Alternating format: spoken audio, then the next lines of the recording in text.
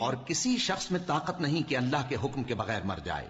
اس نے موت کا وقت مقرر کر کے لکھ رکھا ہے، اور جو شخص دنیا میں اپنے اعمال کا بدلہ چاہے اس کو ہم یہیں بدلہ دے دیں گے، اور جو آخرت میں طالب ثواب ہو اس کو وہاں اجر عطا کریں گے، اور ہم شکر گزاروں کو عنقریب بہت اچھا صلہ دیں گے.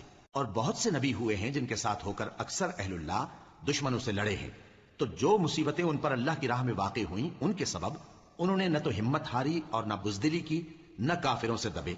اور اللہ استقلال رکھنے والوں کو دوست رکھتا ہے.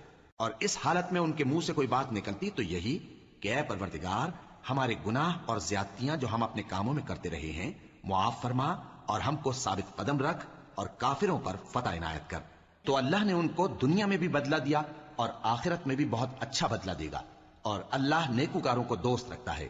مومنو، اگر تم کافروں کا کہا مان لوگے تو وہ تم کو الٹے پاؤں پھیر کر مرتد کر دیں گے.